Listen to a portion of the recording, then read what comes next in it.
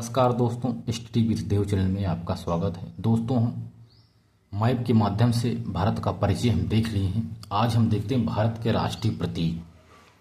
भारत के राष्ट्रीय प्रतीक क्या हैं तथा इसका क्या क्या उल्लेख देखते हैं। तो ये भारत का मानचित्र है दोस्त। ये है दिल्ली, जो भारत की राजधानी है। ये दिल्ली है, ये भारत की राजधानी है। तो यहाँ राष्ट्रीय प्रतीक रखा हुआ है, जो कहते हैं सारनाथ के अशोक स्तंभ की आकृति है, जिसमें 14 सिंह हैं। इसी को राष्ट्रीय प्रतीक कहते हैं। ये एक दूसरे 4 सिंह है। अशोक स्तंभ की आकृति है, जिसमें 4 सिंह हैं, एक दूसरे की तरफ पीठ करके बैठे हुए हैं। 4 सिंह है अशोक स्तंभ, जो सारनाथ के अशोक स्तंभ है। ये राष्ट्रीय प्रतीक है जो दिल्ली में रखी हुई है। एक चक्र है जिसमें 24 तीलियां हैं, जो अशोक चक्र है वो इसमें 24 तीलियां हैं, और इसमें 4 पशु हैं।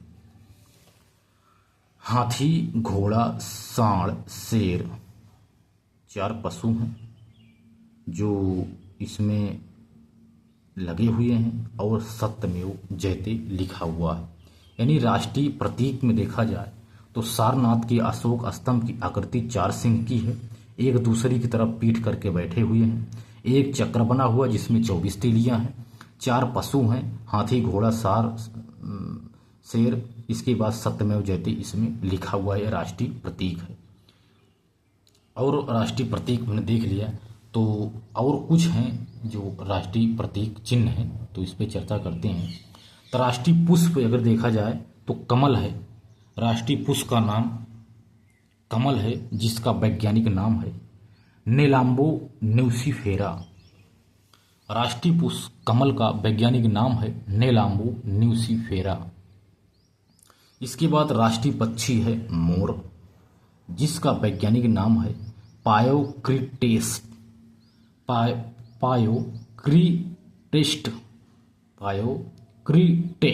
ये राष्ट्रीय पक्षी मोर का ये वैज्ञानिक, क्रिटेटस कह दो चाहे क्रिटेट्स कह दो, पायोक्रिटेटस इसका वैज्ञानिक नाम है। मोर का वैज्ञानिक नाम है पायोक्रिटेटस।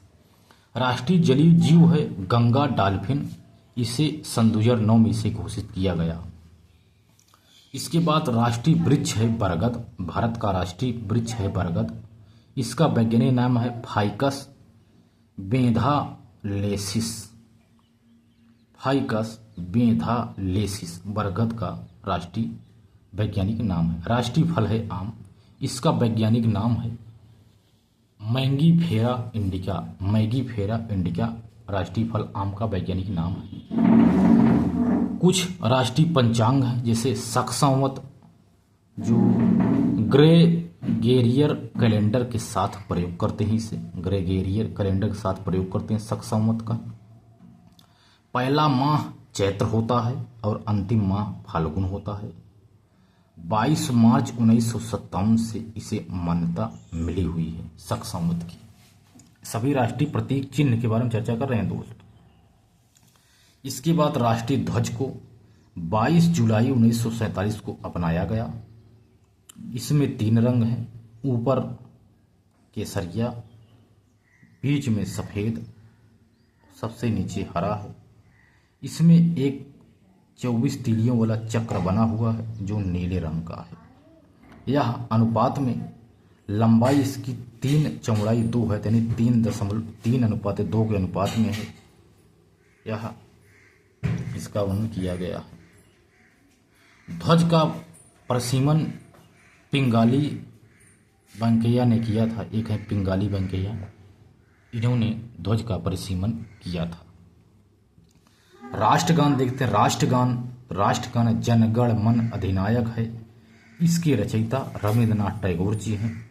इसको अंगीकार 24 जनवरी 1950 को किया गया। एक उपन्यास है गीतांजलि से लिया गया है। इसे गीतांजलि उपन्यास है, इसी से राष्ट्रगान को लिया गया है। राष्ट्रीय गीत है वंदे मातरम। इसके रचयिता हैं बंकिम चंद्र चटर्जी। एक उपन्यास है आनंद मठ। आनंद मठ से ही राष्ट्रीय गीत वंदे मातरम को लिया गया है, जिसके रचयिता बंकिम चंद्र चटर्जी हैं। राष्ट्रीय पशु बाघ है। इसका वैज्ञानिक नाम है पैंथेरा टाइग्रिस लिनाइस। पैंथेरा टाइग्रिस लिनाइस राष्ट्रीय पशु बाघ का वैज्ञानिक नाम है, जिसे शेरे मैसूर भी कहते हैं। शेरे मैसूर भी कहते हैं। रॉयल बंगाल नाम से भी इसे जाना जाता है। रॉयल बंगाल के नाम से भी जाना जाता है। 1973 में इनके बचाव के लिए एक टाइगर्स बाघ परियोजना भी चलाई गई थी 1973 में। इसके बाद देखते हैं राष्ट्रीय मुद्रा।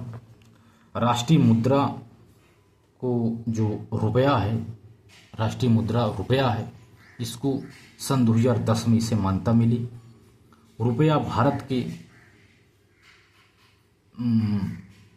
आर्यावत यानी अति भारत इसको कहते हैं।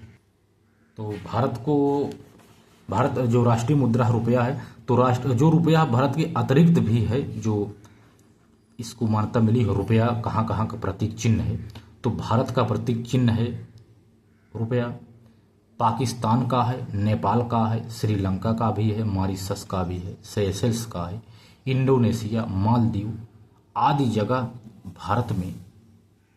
भारत का जो रुपया है यह चलता है।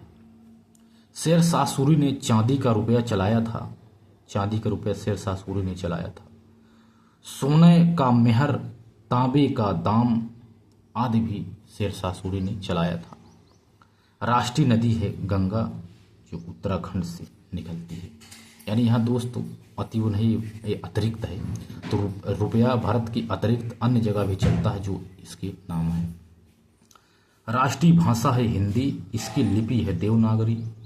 जो हिंदी भाषा है सर्वाधिक बोले जाने वाली भाषा है, क्योंकि यह तीसरे स्थान पे आती है जो सर्वाधिक बोली जाती है भारत में। अगर विश्व में देखा जाए तो अंग्रेजी मंदारिन के बाद हिंदी बोली जाती है। और भारत का राष्ट्रीय खेल हॉकी है। तो ये भारत के राष्ट्रीय प्रतीक अंकुश चिन्ह पे हमने चर्चा किया दोस्तों। अब देख लेते हैं भारत के जो तटीय मैदान हैं, तटों के नाम एवं समुद्री पड़ोसी सीमाएं कहाँ कहाँ कैसे लगी हैं। तो समुद्री सीमाएं भी देख लेते हैं। भारत के तटीय मैदान से लगी हुई क्षेत्र हैं जो इस पे चर्चा करते हैं। तो एक गुजरात का क्षेत्र है। गुजरात का क्षेत्र, इसे जो कच्छ का क्षेत्र है, और है दमन। कच्छ से दमन का क्षेत्र है जो गुजरात पड़ता है, कुछ महाराष्ट्र में आ जाता है दमन क्षेत्र। इसको काठियावाड़ तट कहते हैं। ये काठियावाड़ तट है। यानी हम भारत के तटीय मैदान यानी तटों के नाम पर चर्चा कर रहे हैं दोस्त। ये काठियावाड़ तट है। महाराष्ट्र से लेकर के गोवा तक जो क्षेत्र फैला हुआ है यहाँ तक, इसे कहते हैं कोंकण तट, जो अरब सागर में स्थित है। ये है काठियावाड़ क्षेत्र दमन तक, और है गोवा तक। दमन से गोवा तक है कोंकण तट। महाराष्ट्र गोवा में चलता है। अब गोवा से ही यहीं से ही स्टार्ट होता है यहाँ तक, जो कर्नाटक क्षेत्र पूरा ले लेता है केरल के बॉर्डर तक। इसे कहते हैं कनारा तट। यह है कनारा तट। इसके बाद यहाँ से लेकर के कन्याकुमारी तक इसे कहते हैं मालाबार तट, केरल के क्षेत्र का।